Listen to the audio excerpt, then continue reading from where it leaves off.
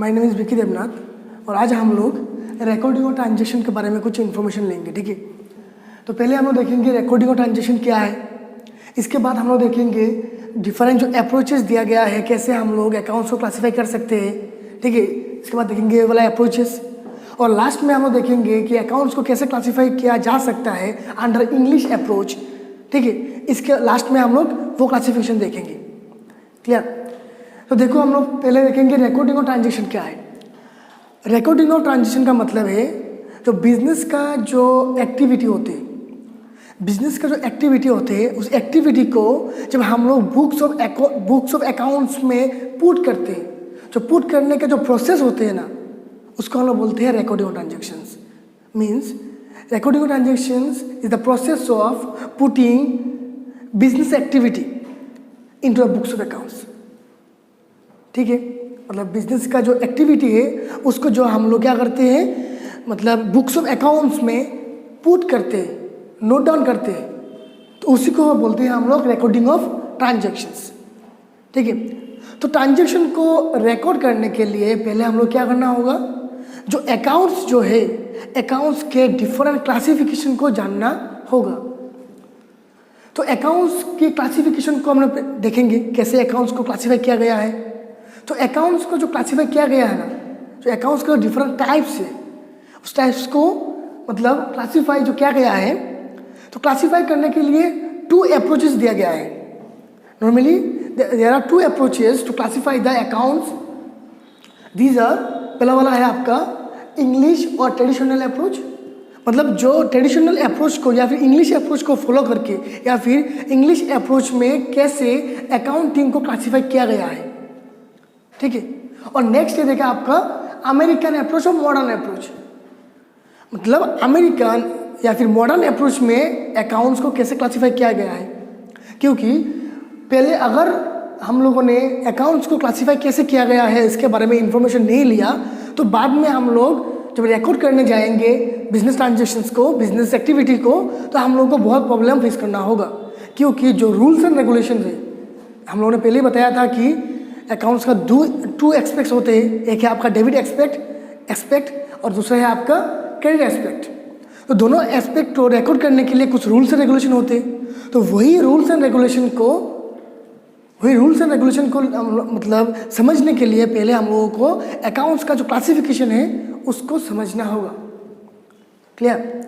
तो पहले हम लोग देखेंगे कि जो ट्रेडिशनल अप्रोच है या फिर इंग्लिश अप्रोच है, तो उसके अंडर में अकाउंट्स को कैसे क्लासीफाई किया गया है, ठीक है। तो देखो यहाँ पर, तो देखो classification of accounts under English approach.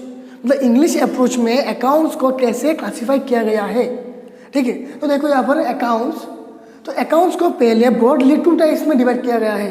पहले वाला है आपका पर्सनल अकाउंट और नेक्स्ट है आपका इम्पर्सनल अकाउंट, ठीक है। तो what is personal account? Personal account क्या है? पर्सनल अकाउंट का मतलब है जो पर्सन से या फिर बिजनेस होते हैं, बिजनेस या फिर ऑर्गेनाइजेशन या फिर फार्म या फिर कंपनी, उन लोगों से जो रिलेटेड कोई आइटम होती है ना, तो उसी को जो अकाउंट होते हैं उसी को हम लोग बोलते हैं personal account, related to persons. यहाँ पर पर्सन कौन है? कोई इंडिविजुअल पर्सन भी हो सकता है, कोई फार्म भी हो सकता है, कंपनी भी हो सकता है, ऑर्गेनाइजेशन भी हो सकता है। तो इसी को बोला गया है पर्सन्स। तो उन लोगों से रिलेटेड कोई भी आइटम जो होती है ना, उसको हम लोग बोलते हैं पर्सनल अकाउंट, क्लियर। तो देखो यहाँ पर पर्सनल अकाउंट को फिर से 3 टाइप्स में डिवाइड किया गया है। तो पहला है आपका नेचुरल पर्सनल अकाउंट, सेकेंड है आपका आर्टिफिशियल पर्सनल अकाउंट और लास्ट है आपका रिप्रेजेंटेटिव पर्सनल अकाउंट। तो पहले हम देखेंगे नेचुरल पर्सनल अकाउंट क्या है एक्चुअली। तो नेचुरल पर्सनल अकाउंट का मतलब है जो नेचुरल ह्यूमन बीइंग होते हैं, जैसे कि आप, मैं, कोई भी ह्यूमन बीइंग, कोई भी थर्ड पर्सन, कोई भी नाम पकड़ लो, राम, श्याम, जदू, मधु, कोई भी हो सकता है। तो जो भी नेचुरल ह्यूमन बीइंग है उसी से रिलेटेड अगर कोई आइटम होते तो उसी को हम लोग बोलते हैं नेचुरल पर्सनल अकाउंट, ठीक है। जैसे कि हम लोग बोल सकते हैं कि आपका Ram's bank account, Ram's credit, ठीक है। तो वैसे ही राम्स लाइबिलिटी, तो ऐसे ही मतलब जो पर्सन से रिलेटेड अगर कोई भी आइटम होते हैं तो उसको हम बोलते हैं पर्सनल, नेचुरल पर्सनल अकाउंट। और नेक्स्ट है आपका आर्टिफिशियल पर्सनल अकाउंट। तो आर्टिफिशियल का मतलब क्या है? तो आर्टिफिशियल का मतलब है जो इंसान के द्वारा, ह्यूमन बीइंग के द्वारा जो चीज़ मतलब बनाया जाता है, क्रिएट किया जाता है, तो इसी को हम बोलते हैं आर्टिफिशियल। तो यहाँ पर आर्टिफिशियल पर्सनल अकाउंट का मतलब क्या है? इसका मतलब है मतलब इंसान के द्वारा जो चीज़ या फिर जो ऑर्गेनाइजेशन स्टार्ट किया गया है तो उसी को हम बोलते हैं आर्टिफिशियल पर्सनल अकाउंट। तो उसका एग्जाम्पल क्या होगा? उसका एग्जाम्पल होगा, जैसे कि पकड़ लो, हम लोग बिजनेस में क्या करते हैं, हम लोग एज्यूम करते हैं according to business entity concept, हम लोग एज्यूम करते हैं क्या, business and individual are totally separated, business and owner are totally separated. मतलब बिजनेसमैन अलग है और बिजनेस वो अलग पर्सन है, ठीक है। मतलब बिजनेसमैन भी एक पर्सन है और बिजनेस भी एक पर्सन है, ठीक है। और कंपनी जो होती है उसको भी हम पर्सन बोलते हैं। तो कंपनी को हम पर्सन बोलते हैं लेकिन वो एक नेचुरल ह्यूमन बीइंग नहीं है। एक बिजनेस को हम पर्सन बोलते हैं लेकिन वो एक नेचुरल ह्यूमन बीइंग नहीं है। इसको हम लोगों ने क्रिएट किया है, हम लोग मतलब इंसान ने क्रिएट किया है, ठीक है। तो इसीलिए बिजनेस को, ऑर्गेनाइजेशन को, कंपनी को हम लोग पर्सन तो बोलते हैं लेकिन उसको किस कैटेगरी में लाते हैं हम लोग? उसको हम लोग लाते हैं आर्टिफिशियल कैटेगरी में, ठीक है। तो उसको हम बोलते हैं आर्टिफिशियल पर्सनल अकाउंट। क्लियर? जैसे कि एग्जांपल, किसी भी शॉप का नाम पकड़ लो, किसी भी कंपनी का नाम पकड़ लो, जैसे कि ABC company limited, Reliance company limited, आपका होते हैं जैसे कि आपका AB टेक्सटाइल्स, ठीक है, मेसर्स पाल ब्रदर्स, ठीक है। तो वैसे ही कोई भी बिजनेस का नाम, कंपनी का नाम जो होते हैं ना, तो उसी को हम लोग बोलते हैं आर्टिफिशियल पर्सनल अकाउंट। और लास्ट है आपका रिप्रेजेंटेटिव पर्सनल अकाउंट। तो रिप्रेजेंटेटिव का मतलब क्या है? रिप्रेजेंटेटिव का मतलब है रिप्रेजेंट करना किसी को, ठीक है। तो रिप्रेजेंट करना मतलब क्या? मतलब पकड़ लो, एक एग्जांपल देता हूं, आपके पापा को इनवाइट किया गया है किसी जगह पर जाने के लिए, लेकिन आपके पापा नहीं जा पाए ड्यू टू सम प्रॉब्लम्स। तो क्या या जहाँ पर इनवाइट किया गया था, आप अपने पापा को रिप्रेजेंट करने के लिए यहाँ पर चले गए। मतलब आपके पापा ना जाके अपने पापा के अलावा आप चले गए यहाँ पर। तो वहाँ पर जाने के बाद आपने क्या किया? आपने अपने पापा को रिप्रेजेंट किया उस पार्टिकुलर जो यहाँ पर इन्वाइट किया गया था, ठीक है। तो उसी को हम बोलते हैं रिप्रेजेंटेटिव पर्सनल अकाउंट। मतलब जो होते, जिस पर्सन का नाम बोला गया है वो नहीं है, उसको रिप्रेजेंट करने के लिए कोई दूसरा जा रहा है, ठीक है। तो उसको हम बोलते हैं रिप्रेजेंटेटिव पर्सनल अकाउंट। रिप्रेजेंट करना, जैसे कि पकड़ लो, इस कॉलेज से मैं रिप्रेजेंट कर रहा हूँ accounts teacher, as a account teacher, इस कॉलेज को मैं रिप्रेजेंट कर रहा हूँ, ठीक है। तो मुझे बोला जाएगा रिप्रेजेंटेटिव पर्सनल अकाउंट, क्योंकि मैं रिप्रेजेंट कर रहा हूँ पर्टिकुलर कॉलेज को, एक पर्टिकुलर कॉलेज को मैं रिप्रेजेंट कर रहा हूँ। कोई भी कॉलेज हो सकता है, क्लियर। जैसे कि हम लोग ऐसे भी कर सकते हैं, जैसे कि जो इंडिया का जो टीम है, क्रिकेट टीम है, जो डिफरेंट टूर्नामेंट के लिए जाते हैं बाहर, तो वहाँ पर जाने के बाद वो इंडिया को रिप्रेजेंट करता है। जो पार्टिकुलर जो मतलब प्लेयर जो जाते हैं ना, 15 प्लेयर्स जो स्क्वाड होती है, वो लोग क्या करते हैं? इंडिया को रिप्रेजेंट करते हैं। तो उसी को हम बोलते हैं रिप्रेजेंटेटिव पर्सनल अकाउंट। तो अकाउंट्स में रिप्रेजेंटेटिव पर्सनल अकाउंट किसको बोला गया है? इसको यहाँ पर बोला गया है कि जैसे कि एक एग्जांपल पकड़ लो, आउटस्टैंडिंग वेजेस, उसका एग्जांपल है आपका, पकड़ लो आउटस्टैंडिंग वेजेस, ठीक है। तो देखो आउटस्टैंडिंग का मतलब है आपका पेएबल, मतलब बाकी, मतलब वेजेस जो मुझे पेमेंट करना था वो मैं नहीं दे पाया। आउटस्टैंडिंग का मतलब क्या है आपका? आपको पैसा देना था किसी को, लेकिन आप नहीं दिया अभी तक, देना है उसको, पेएबल, ठीक है, उसको हम बोलते हैं आउटस्टैंडिंग, बाकी, क्रेडिट, ठीक है। और वेजेस, वेजेस एक आइटम का नाम है, ठीक है।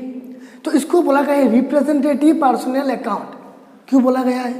क्योंकि वेजेस किसी और को देना है, ठीक है, वेजेस देना है किसी पर्टिकुलर वर्कर को, लेकिन यहाँ पर हमने वर्कर का नाम नहीं लिया, जिस वर्कर को देना है मैं वर्कर का नाम नहीं लिया, ठीक है, या फिर मैं वेजेस का भी नाम नहीं लिया। मैं रिप्रेजेंट कर रहा हूँ यहाँ पर क्या, मतलब उस वर्कर को रिप्रेजेंट कर रहा हूँ आउटस्टैंडिंग वेजेस से, क्योंकि मुझे उसको वेजेस देना है इन फ्यूचर, ठीक है। मैं रिप्रेजेंट कर रहा हूँ, वो जो पैसा मुझे देना है वर्कर को, मैं उसको रिप्रेजेंट कर रहा हूँ एज ए आउटस्टैंडिंग, कि अभी नहीं देना है, उसको बाद में देना है, अभी नहीं दे पाया मैं बाद में दूंगा। तो उसी को बोला जाता है रिप्रेजेंटेटिव पर्सनल अकाउंट, ठीक है। तो ये वाला हो गया आपका अकाउंट्स का जो मतलब पहले जो टाइप है पर्सनल अकाउंट, क्लियर है, जो पर्सन से रिलेटेड होते हैं, ठीक है। तो पर्सनल अकाउंट को फिर से डिवाइड किया गया 3 टाइप्स में, एक है नेचुरल पर्सनल अकाउंट, दूसरा है आपका आर्टिफिशियल पर्सनल अकाउंट, और थर्ड है आपका रिप्रेजेंटेटिव पर्सनल अकाउंट। तो नेचुरल भी क्लियर हो चुका है, जो मतलब नेचुरल ह्यूमन बींग होते हैं, जैसे कि तुम में, उसका हम बोलते हैं natural personal account. Artificial personal account किसको बोलते हैं? जिसको हम लोगों ने क्रिएट किया है, जैसे कोई भी बिजनेस हो सकता है, कोई भी ऑर्गेनाइजेशन हो सकता है, कोई भी कंपनी हो सकता है, ठीक है, जैसे कि आपका Reliance company limited, Tata consulting services, ठीक है, कोई भी कंपनी जैसे कि आपका पाल ब्रदर्स, ठीक है, कोई भी बिजनेस हो सकता है, जिस जो बिजनेस का नाम होगा उसको हम बोलेंगे आर्टिफिशियल पर्सनल अकाउंट। और रिप्रेजेंटेटिव पर्सनल अकाउंट हम लोग किसको बोलेंगे?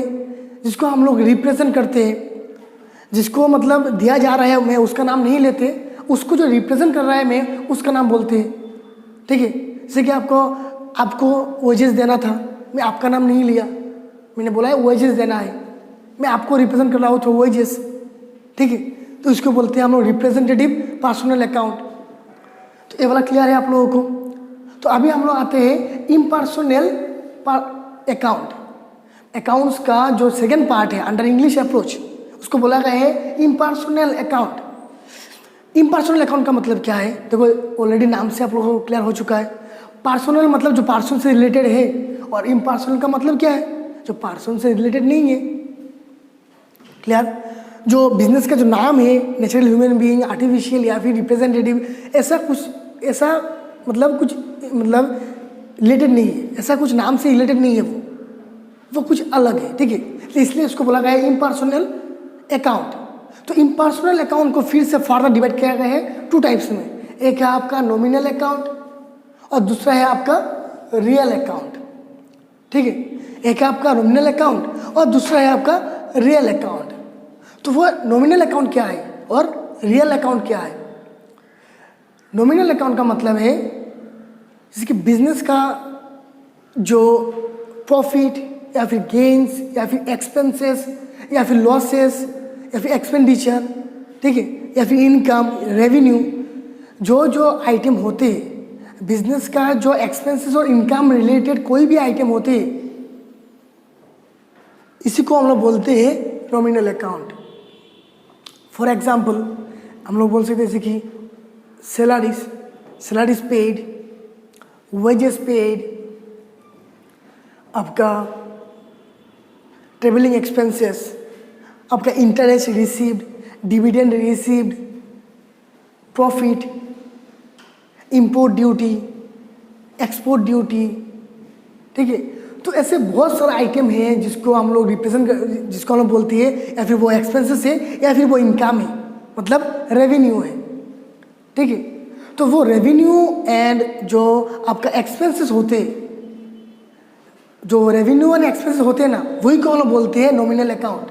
मतलब नॉमिनल अकाउंट में बिजनेस का जो revenue and expenses related item होते हैं वही हम लोग रिकॉर्ड करते हैं। क्लियर है नॉमिनल अकाउंट? तो नेक्स्ट आते हैं आपका रियल अकाउंट। रियल अकाउंट का मतलब क्या है? रियल अकाउंट का मतलब है बिजनेस का जो एसेट्स होते हैं, जो प्रॉपर्टीज होते हैं, ठीक है, प्रीमिसेस होते हैं, तो वही है आपका रियल अकाउंट। मतलब बिजनेस का जो भी एसेट होगा उसी को हम लोग रियल अकाउंट में रिकॉर्ड करेंगे। क्लियर। तो रियल अकाउंट में एसेट जो रिकॉर्ड करेंगे उससे एग्जाम्पल क्या हो सकता है, कोई भी एसेट हो सकता है, जैसे कि आपका फर्नीचर, आपका मशीनरी, आपका कोई भी कार, वैन, या फिर ये बोर्ड भी हो सकता है, फैन भी हो सकता है। ठीक है, तो बिजनेस का कोई भी प्रॉपर्टी, कोई भी एसेट्स, इसको हम लोग बोल देंगे आपका रियल अकाउंट। ठीक है, तो अंडर इंग्लिश अप्रोच अकाउंट्स को ऐसे क्लासीफाई किया गया है जिसके ऊपर बेस करके डिफरेंस रूल दिया जाएगा, मतलब पर्सनल अकाउंट के ऊपर बेस करके कुछ रूल्स दिया जाएगा, वही रूल्स को फॉलो करके हम लोग क्या करेंगे, रिकॉर्ड करेंगे बिजनेस ट्रांजेक्शन्स को, जो आपका यूनिट 3 है, रिकॉर्डिंग ऑफ ट्रांजेक्शन्स। ठीक है, और अप्रोचेस जो बोला गया है आपका ट्रेडिशनल अप्रोच और मॉडर्न अप्रोच, वो अप्रोचेस एक्चुअली क्या है, अप्रोचेस का मतलब है जो हम लोग रिकॉर्ड करेंगे ना बिजनेस ट्रांजेक्शन्स को, वो रिकॉर्ड करने का तरीका क्या है। ठीक है, जैसे कि मैं एग्जांपल देता हूँ, अगर आप हैलाकंदी से सिलचा जाना चाहते हो तो जाने का 2 स्ट्रीट्स होते हैं, मतलब 2 रास्ते हैं, या तो आप यहाँ से मतलब यूनिवर्सिटी होकर जा सकते हो, या फिर आप यहाँ से मतलब जो मतलब दौलतसरी होकर जा सकते हो यहाँ से। तो आपका 2 रास्ता है, डेस्टिनेशन क्या है आपका सिलचर ही, सेम जगह जाना तो है आपका सिलचर ही, लेकिन आपका रास्ता 2 है। ठीक है, वही को इसी को हम बोलते हैं अप्रोचेस। मतलब आपको करना क्या है, आपको रिकॉर्ड करना है बिजनेस ट्रांजेक्शन्स। आपका क्या क्या रिकॉर्ड करना है, बिजनेस का जो ट्रांजेक्शन्स है उसको रिकॉर्ड करना है। तो उसको रिकॉर्ड करने के लिए आपको 2 टेक्निक्स दिया गया है, 2 अप्रोचेस दिया गया है। आप किसी को भी फॉलो करके आप लोग रिकॉर्ड कर सकते हो, जैसे कि आप लोग इस रास्ते में जा सकते हो, मतलब यूनिवर्सिटी होकर भी जा सकते हो सिलचर, और यहाँ से मतलब दौलतसरी होकर भी सिलचर जा सकते हो। ठीक है, रास्ते तो 2 है, लेकिन जाना तो एक ही जगह पर है ना, आप किसी भी रास्ता फॉलो कर सकते हो। वैसे ही अप्रोचेस जो है अकाउंट्स का मतलब बिजनेस ट्रांजेक्शन्स को रिकॉर्ड करने के लिए अप्रोचेस 2 है। ठीक है, दोनों का अलग अलग, दोनों के ऊपर बेस करके अकाउंट्स को अलग अलग टाइप में डिवाइड किया गया है। क्लियर, दोनों को मतलब अप्रोचेस को बेस करके अकाउंट्स को अलग अलग टाइप में डिवाइड किया गया है। क्लियर, तो हम लोग किसी एक अप्रोचेस को फॉलो करके हम लोग रिकॉर्ड कर सकते हैं। क्लियर, हम लोगों को 2 अप्रोचेस दिया गया है, पहला वाला है आपका ट्रेडिशनल अप्रोच और सेकंड वाला है आपका मॉडर्न अप्रोच। तो अभी हम लोग देखेंगे जो अमेरिकन अप्रोच या फिर मॉडर्न अप्रोच में अकाउंट्स को कैसे क्लासीफाई किया गया है। तो देखो यहाँ पर जो अमेरिकन अप्रोच है या फिर मॉडर्न अप्रोच है, अंडर अमेरिकन अप्रोच या फिर मॉडर्न अप्रोच में अकाउंट्स को 6 टाइप में डिवाइड किया गया है।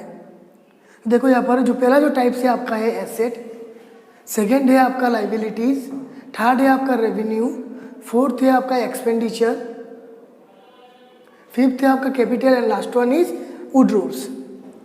ठीक है, तो under American approach accounts are classified into 6 categories, these are assets, liabilities, revenue, expenditure, capital and withdrawals.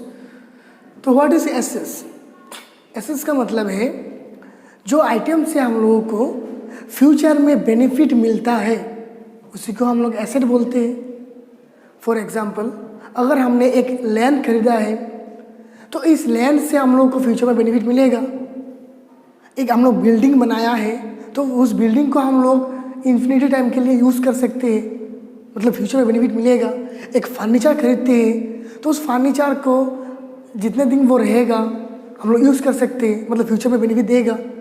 ठीक है, जैसे कि वो वाला पर्टिकुलर बोर्ड, इस बोर्ड को जब तक मतलब अभी भी बहुत साल यूज़ कर सकते हैं हम लोग, मतलब बेनिफिट देगा फ्यूचर, अभी भी दे रहा है, फ्यूचर में बेनिफिट देगा।